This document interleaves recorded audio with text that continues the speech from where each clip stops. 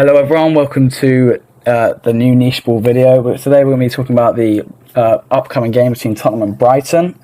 We have me and Brennan as the Tottenham fans, and luckily today we've got Ethan, who agreed to give us his insight on Brighton. You say hello, Ethan? Hello. Yeah, and so, Brennan, what do you think about last game? Give me some thoughts on that. Well, I don't think we had like a good game at all. We were pretty poor all game. I mean, people like to say that we did alright in the first 20 minutes when we scored our 2 goals, but it didn't really seem like they had their chance in the first 20 minutes and we just countered them and took the opportunity. But all game we weren't good at all, and we got quite lucky to come away with 3 points. Yeah, I'll back you with that, to be honest. First 20 minutes, you had that Romero challenge on Calvert-Lewin, which was, got the atmosphere going a bit, I'll tell you that. And then, got up the other end, Richarlison scored first. That was a good move, though. Kulusevski with the dummy. And gets it. Your boy Brennan gets the assist for that.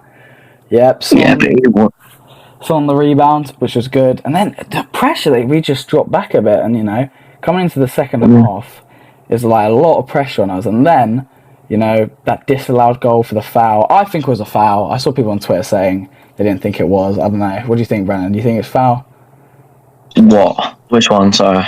The one where it was Emerson got pushed in the back, they said. Oh, yeah, that was... I mean, you could see why they gave it as a foul, but... Yeah, it was a bit soft. It's light. But yeah, take it. It had elbow in the back of his head, but it wasn't really a foul. But yeah. And then Gomez came... I remember, you see it come down, I just remember saying, don't let him hit it, and he hit it bottom corner, and then the stress began. As I said in my prediction, I said 2-1, I said it'd be sort of stressful end to the game, and I'm telling you, in that stadium, the stress going round, and then obviously in the final minute, you have our boy Danjuma. It was so close to scoring, but we get away luckily there. So 3 points. We're now 4 off the title. So title charges. I think another main thing to talk about is Brennan Johnson. I know he's my man, but we need some he's really. I wouldn't say he's really poor. I think he's good, but his stamina is horrendous. He looks so tired after 60 minutes of playing. I think we need to rotate him around and stop playing him in full 90 minutes because he clearly can't do it. Yeah, we do need some of the January signings. Anyway, as we talked enough about Tottenham, Ethan, do you want to give us your thoughts on Brighton's last game? Well, yeah, it was obviously Palace, the M23 derby, as people call it. It's not that. But I was there. I was lucky enough to be there. It was very difficult to get tickets, but it was a cagey game. Both teams really attacked it. I think their goal was very, very avoidable with Verbruggen giving it away in our box. And then they just capitalised. But our goal was really good, built up well. And then Pascal Gross does Pascal Gross things. Put it in a box for Welbeck, who just buried it. So, yeah, the atmosphere was brilliant. It was good, yeah.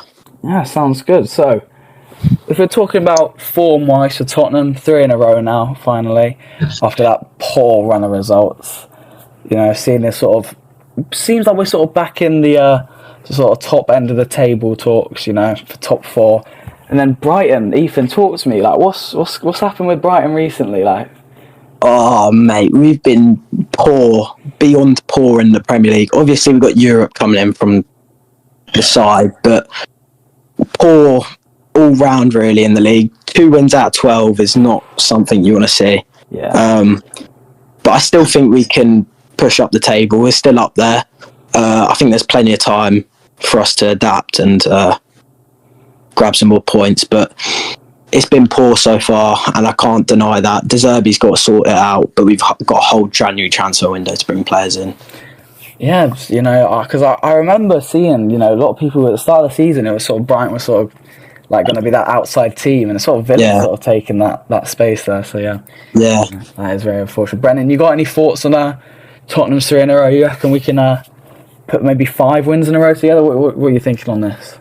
I mean, I really hope so. I mean, with Bournemouth after this game, I feel like it is possible, but Bournemouth are in good form, and then Brighton, you never know what they can pull up because they are a good team, and everyone knows that. So I feel like we should come away with a win, but you never know, especially in the Premier League.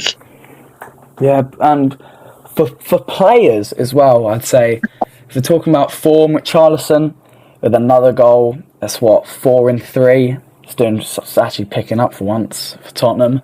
Son with a goal against Everton, For me, he's been a bit quiet recently since that Newcastle game, which obviously wasn't that long ago. It's like one game. But for me, in the Forest game, it was a bit too quiet.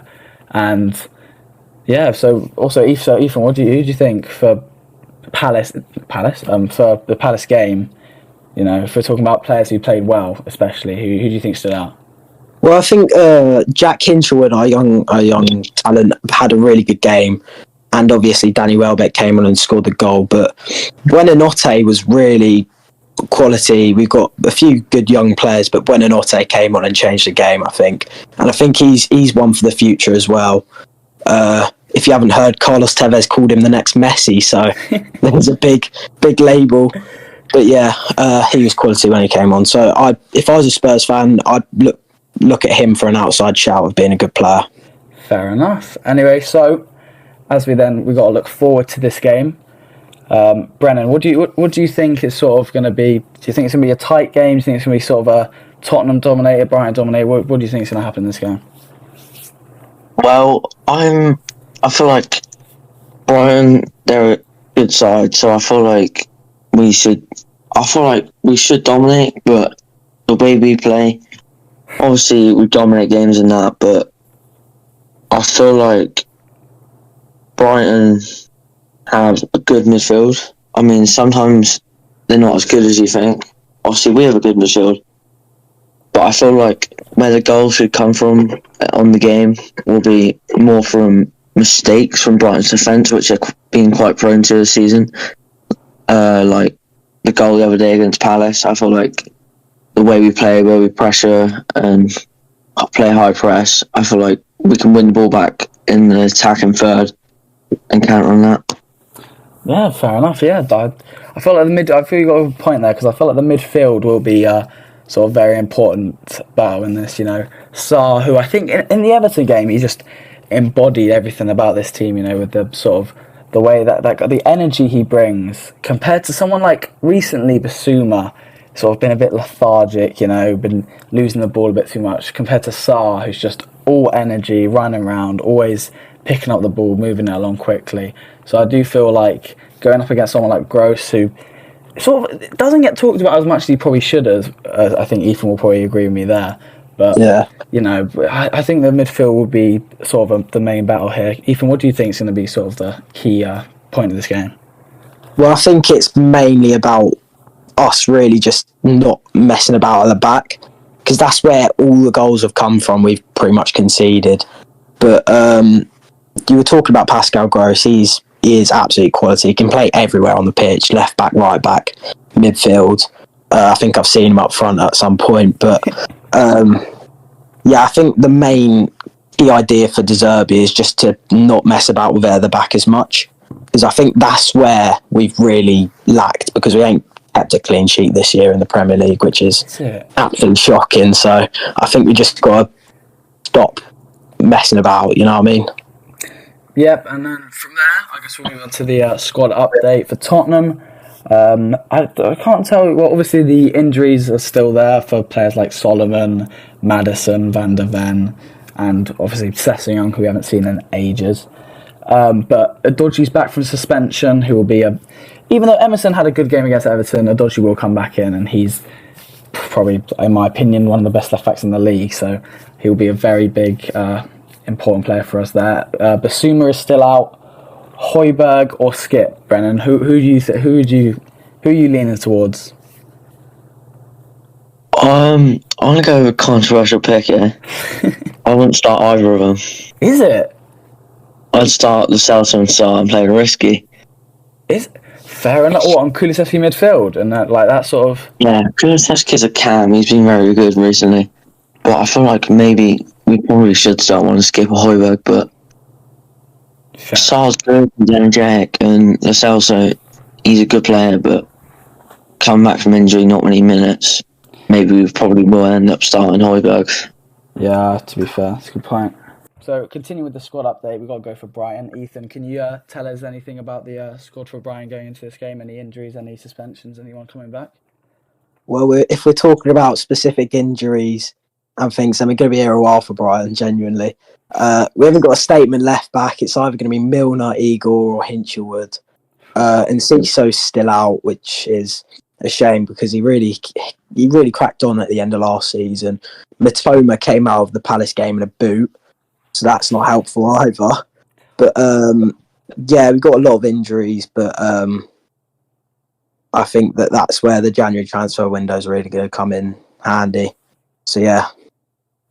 Oh, well, there you have it then. Brighton are seemingly on the ropes. So, as we've talked about what happened previously, we see what's going to happen in this game, and then we've got to go on to the predictions. For me, I'm going to say a 3-1 win. I don't think we'll keep a clean sheet, because it's just the Tottenham way. I can see us going something like 2-0 up and then just sitting back and Brighton hits with a counter-attack and just get one. But due to Brighton's form and sort of us starting to pick up a bit, I feel like we'll dominate here and just pick up the 3 points. Brennan, what do you think is going to be? What's your prediction for this game? Well, I'm going to go with a 1-0 win from a corner. On the corner, fair enough. So, Ethan, what do you think? If we've already both gone for Tottenham win, are you going to go differently, or are you being a bit pessimistic for this one? Well, I'm going to be a bit optimistic and go a bit differently. I think it's going to be a cagey game end to end because obviously De Zerbi and Postecoglou, both great managers in both respects. I think there's going to be goals. I think it's going to be 2-2 because I'd take a point in this game. We probably need one as well from this game. So, yeah. But, yeah, 2-2, I think. Yeah, so looking from, as you've heard the predictions now, it's looking to be, one side is saying domination, the other side saying cagey. We'll have to see. But I'd say thank you for Brennan and Ethan for, coming on here talking about the game. And yeah, good luck to you, Ethan. Cheers. Hope you enjoy the game as much as you can, even though you're going to lose. But have a good one, lads. Thank you for watching, guys.